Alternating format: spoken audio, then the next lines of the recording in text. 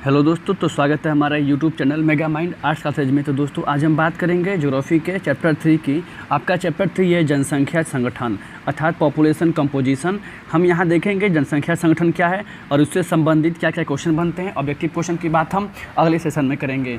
तो जनसंख्या संगठन का आप सीधा सा मतलब समझिए, ऐसी जनसंख्या जिसको हम 10 वर्ष जनगणना के अनुसार या किसी भी आंकड़े के अनुसार हम आंकड़ों में व्यक्त करते हैं अथवा उसे मापते हैं, उसे ही कहते हैं जनसंख्या संगठन। जैसे यहाँ लिखा हुआ है आयु, एज को बिल्कुल मापा जाता है। लिंग लिखा हुआ है, लिंगानुपात को मापते हैं। जैसे 2011 की जनगणना के अनुसार 1000 पुरुषों पर 943 लड़कियां थी। तो ठीक इसी प्रकार हम जनसंख्या संगठन को मापते हैं। तो यहाँ करें जनसंख्या संगठन का तात्पर्य ऐसी जनसंख्या से है जिसकी माप की जा सकती हो, जैसे आयु, लिंग, साक्षरता, व्यवसायिक संरचना, जिसकी माप, ये मान नहीं माप है, जिसकी माप 10 वर्षीय जनगणना में की जाती है, इसे ही कहते हैं जनसंख्या संगठन। और ये क्वेश्चन 2020 के एग्जाम में पूछा हुआ है। जनसंख्या संगठन पर एक संक्षिप्त टिप्पणी लिखें, तो आपको बताना है जनसंख्या संगठन क्या है, ठीक है ना।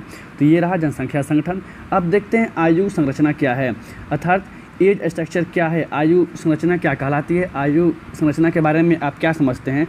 आयु संरचना का मतलब ये हुआ आपको ना कि वर्तमान में देश में या जिस वर्ष मतलब जनगणना होती है उस जनगणना के अनुसार हम लोग यह व्यक्त करते हैं इसके अंतर्गत कितने लोग बूढ़े हैं, कितने लोग वयस्क हैं और कितने लोग कार्यशील हैं जो अभी वर्तमान में शिक्षा अर्जन कर रहे हैं, विद्या अर्जन कर रहे हैं, अर्थात काम में, व्यवसाय में लगे हुए हैं। करें आयु संरचना क्या है, तो इसके अंतर्गत किसी देश अथवा प्रदेश की जनसंख्या में विभिन्न आयु की लोगों की संख्या है। संख्या से इसका तात्पर्य इसी से उसको प्रदर्शित किया जाता है, अर्थात कितने लोग बच्चे, कितने वयस्क और तथा कितने बूढ़े हैं, यह व्यक्त किया जाता है आयु संरचना में। ये क्वेश्चन भी आइए। साथ ही इसके माध्यम से कार्यशील जनसंख्या को भी प्रदर्शित किया जाता है। मतलब अगर बात करें तो 15 से आप बात कर सकते हैं, वही 15 से 60 वर्ष तक के मतलब जो जनसंख्या होती है उसकी बोलते हैं कार्यशील जनसंख्या, ठीक है। और आयु संरचना को 3 भागों में बांट सकते हैं, ठीक है ना। यहाँ हमने कंप्लीट कर लिया जनसंख्या संगठन और आयु संरचना। अब देखते हैं आयु संरचना के 3 घटक कौन कौन से हैं। तो इसमें पहला घटक है, देखते हैं आप, इसमें पहला घटक है 0 से 14 वर्ष तक के आयु वाले बच्चों में कौन मतलब किस आयु संरचना में वो आते हैं। यहाँ बात करते हैं इस वर्ष की जनसंख्या को आश्रित जनसंख्या कहते हैं, क्योंकि 0 से 14 वर्ष तक के बच्चे क्या होते हैं, अभी हम उम्र के ताम उम्र के होते हैं, छोटे बच्चे होते हैं और यह वास्तविक रूप से कार्यशील जनसंख्या पर आधारित होते हैं, अर्थात ये 15 से 60 वर्ष तक के लोगों पर आधारित होते हैं, क्योंकि इनके लालन पालन एवं पोषण में साथ ही शिक्षा आदि पर अधिक व्यय होता है, इसलिए इसे आश्रित जनसंख्या भी कहा जाता है। इसके माध्यम से हम जन्म दर का अनुमान लगा सकते हैं, न कि मृत्यु दर का, क्योंकि 0 से 14 वर्ष तक की जो जनसंख्या होती है उसको आश्रित जनसंख्या के नाम से भी जाना जाता है। तो इसका ये हुआ 0 से 14 वर्ष तक की जनसंख्या। दूसरा है वयस्क जनसंख्या अर्थात कार्यशील जनसंख्या, वयस्क 15 से 60 वर्ष। ये क्वेश्चन ऑब्जेक्टिव में हो सकता है कल हम पूछें आपसे, तो यहाँ ध्यान रखना है इस वर्ग की जनसंख्या को कार्यशील जनसंख्या कहते हैं, क्योंकि आपको ध्यान रखना है हम लोग जो अभी मतलब जिन लोग ये मतलब वीडियो देख रहे हैं वो भी इस कार्यशील जनसंख्या में आएंगे, क्योंकि यह किसी भी देश का महत्वपूर्ण अंग होते हैं। हम लोग वही अंग हैं और हमारा योगदान देश के विकास में होता है, इसलिए इसे कार्यशील जनसंख्या बोलते हैं, ठीक है ना। यह वर्ग अधिक धनोपार्जन करता है, शिक्षा ग्रहण करके जॉब इत्यादि कामों में धनोपार्जन की काम करता है। तीसरा है वृद्ध अर्थात 60 वर्ष से अधिक, ठीक है ना। और यह एक तरह से 60 वर्ष से अधिक के आयु संरचना में आ सकता है, लेकिन 90 वर्ष से अधिक वाले जो भी मेंबर होंगे वो आयु संरचना में नहीं आते हैं। ये क्वेश्चन पूछता है इससे। इस वर्ग के लोग कार्यशील जनसंख्या पर आधारित होते हैं, क्योंकि यह लोग वृद्ध, बुजुर्ग या वरिष्ठ नागरिक होते हैं तथा शारीरिक कठिनाई के कारण इनके अंदर क्रियाशीलता कम हो जाती है। इस तरह से इन उम्र के लोगों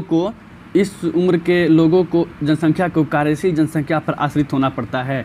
आपके घर में कोई बूढ़े मेंबर होंगे, आप देखिएगा वो वास्तविक रूप से कहाँ होंगे, तो अपने बेटों पर आश्रित होंगे।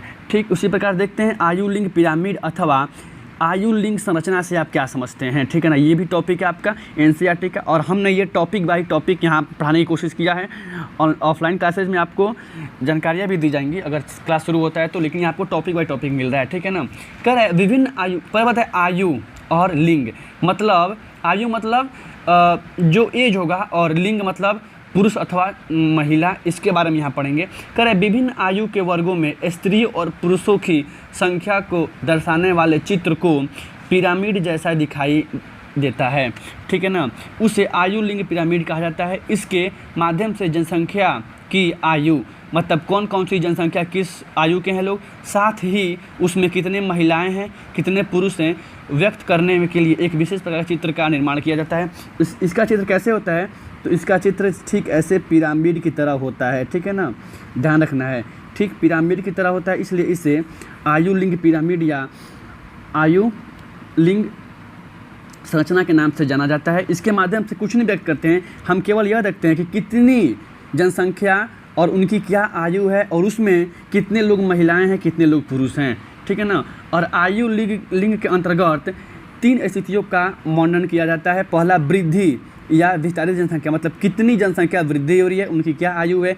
स्थिर जनसंख्या कितनी है और उसकी क्या आयु है। तीसरा डिक्रीजिंग पॉपुलेशन, अर्थात घटती जनसंख्या और उनकी क्या आयु है। अब यहाँ देखते हैं लिंगानुपात। हमने अभी चैप्टर शुरू करने से पहले बताया था लिंगानुपात, मतलब अभी 2011 की जनगणना के अनुसार भारत में 1000 पुरुषों पर 943 महिलाएं थीं। अभी तो इसका रीज़न है कि ठीक है ना, लिंग का जांच करा के, ठीक है ना, घर के मेंबर क्या करते हैं, भ्रूण हत्या करा देते हैं, जिससे बेटियां पैदा ही नहीं होती है। ठीक है ना, सब बेटे की लालसा में पड़े होते हैं, इसलिए कहीं ना कहीं 2011 की जनगणना के अनुसार 943 ही थी, लेकिन अभी जनगणना होगी तो पता चलेगा। क्वेश्चन है लिंग अनुपात अर्थात सेक्स रेशियो से आप क्या समझते हैं।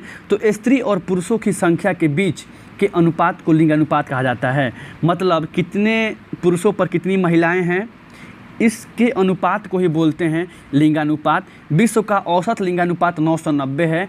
ये आपको एनसीईआरटी में 990 दिया हुआ है, और कहीं किसी मतलब जो बुक है साइड बुक में उसमें 984 दिया हुआ है, तो आप 990 ही पढ़िए। ठीक है ना, स्त्री और पुरुषों की संख्या के बीच के अनुपात को लिंगानुपात कहा जाता है। अगर बात करें विश्व में सबसे उच्चतम लिंगानुपात वाला देश कौन है, तो वो है लैटविया। ये ऑब्जेक्टिव आपके VBI है और क्वेश्चन में पूछता है, सबसे उच्चतम लिंगानुपात वाला देश कौन है, लैटविया, 1187। विश्व में न्यूनतम लिंगानुपात वाला देश कौन है, तो UAE। ठीक है ना, संयुक्त अरब अमीरात, ये न्यूनतम लिंगानुपात वाला देश है। ठीक है ना, यहाँ कर भारत में 1000 पुरुषों पर पाई जाने वाली महिलाओं की संख्या को लिंगानुपात कहा जाता है। मतलब भारत की बात करें या देश की बात करें, लिंगानुपात की परिभाषा एक ही है, लेकिन हम यहाँ आपको बता दिए हैं। ठीक है, जैसे ऑफलाइन क्लासेस चलती हैं, ठीक वैसे यहाँ भी क्लास चल रही है, ठीक वैसे हम यहाँ पढ़ा रहे हैं। कह रहे हैं कि 1000 पुरुषों पर कितनी महिलाएं हैं, उनकी संख्या के बीच के अनुपात को बोलते हैं लिंगानुपात। 2011 की जनगणना के अनुसार प्रति 1000 पुरुषों पर 943 स्त्रियों का अनुपात था। ये क्वेश्चन है VBI। लिंगानुपात क्या है, जनसंख्या संगठन क्या है, आयु लिंग पिरामिड क्या है, आयु संरचना क्या है, सबसे उच्चतम लिंगानुपात वाला देश और सबसे निम्नतम। अब यहाँ देखते हैं साक्षरता दर क्या है, अर्थात लिटरेसी रेट क्या है, कितने लोग पढ़े लिखे हैं, उनके बीच के अनुपात को हम देखते हैं।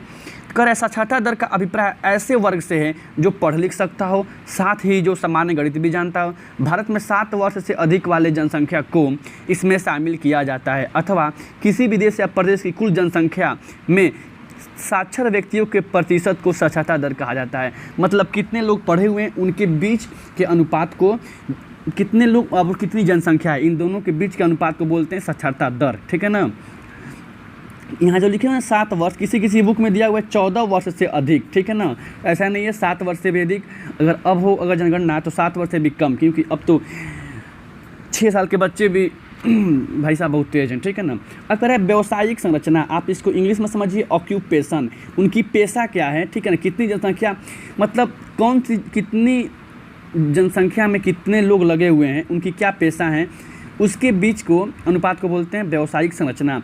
मतलब जनसंख्या वर्ग में कार्यशील जनसंख्या को व्यवसायिक संरचना कहा जाता है। जनसंख्या के व्यवसाय उसके आर्थिक क्रियाओं से संबंधित होता है। इसे 4 भागों में वर्गीकृत किया जा सकता है। समझ गए आप। पहला है प्राथमिक व्यवसाय। आपको हम ऐसे भी आप 5 चैप्टर में पढ़ाएंगे प्राथमिक क्रिया, द्वितीयक क्रिया, तृतीयक क्रिया, चतुर्थ क्रिया। प्राथमिक क्रिया का मतलब होता है कितनी जनसंख्या जो कृषि से लगी हुई हो, वानिकी से लगी हुई हो, आखेट मतलब मत्स्य पालन, पशु पक्षियों के मारने और मतलब मत्स्य पालन आदि में संबंधित कार्य करते हो, कितने जनसंख्या इसमें लगी हुई है। दूसरा है द्वितीयक सब व्यवसाय, मतलब कितने ऐसे लोग हैं जो विनिर्माण मतलब मैन्युफैक्चरिंग में लगे हुए हैं, उद्योग धंधों में लगे हुए हैं, ठीक है।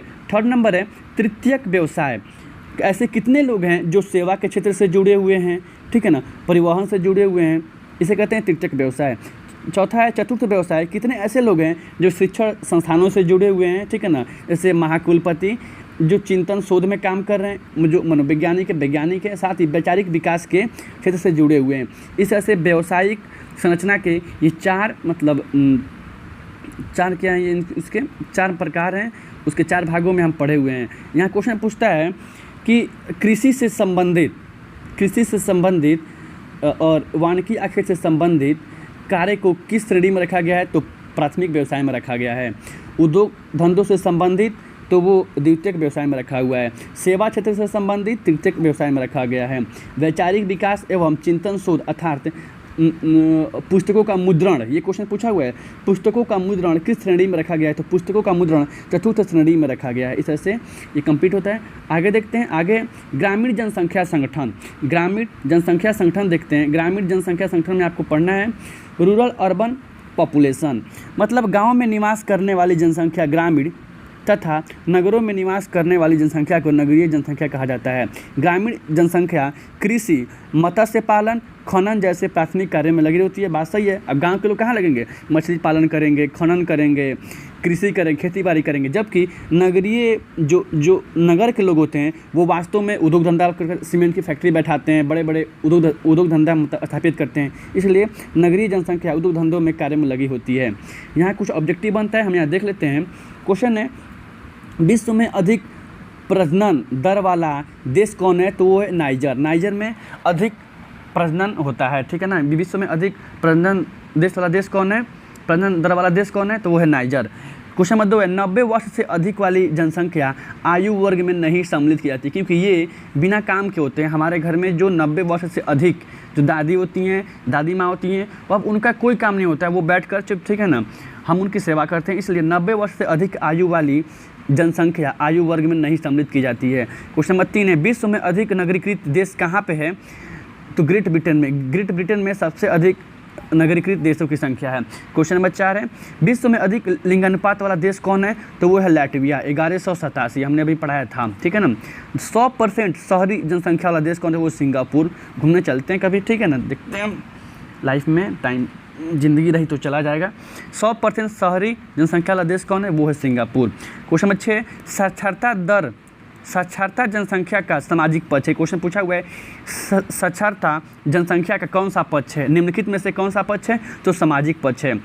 ग्रामीणों की तुलना में नगरों में शिक्षा सुविधाएं अधिक प्राप्त होती है। बात सही है। अब गांव की तुलना में, अब एक शहर की तुलना में आप तुलना करोगे तो शहर के बच्चे अत्यधिक, ठीक है, तेज होते हैं गाँव के मुकाबले में, लेकिन अब उल्टा हो रहा है, ठीक है ना। अब गांव के छोरे बहुत तेज होते हैं और शहर के छोरे बकलुल होते हैं, ठीक है ना। क्वेश्चन है 8 नंबर उच्च जन्म एवं उच्च मृत्यु दर वाला महाद्वीप अफ्रीका महाद्वीप है। इस तरह से आपका जो टॉपिक होता है वो टॉपिक कंप्लीट होता है। आपका टॉपिक था ज्योग्राफी का 3rd चैप्टर जनसंख्या संगठन, ठीक है ना। तो आप लोगों ने देखा जनसंख्या संगठन क्या कहलाता है, तो जनसंख्या संगठन का तात्पर्य है ऐसी जनसंख्या जिसको मापी जा सकती हो, ठीक है ना। इस तरह से आपका टॉपिक कंप्लीट होता है। जय हिंद, जय भारत।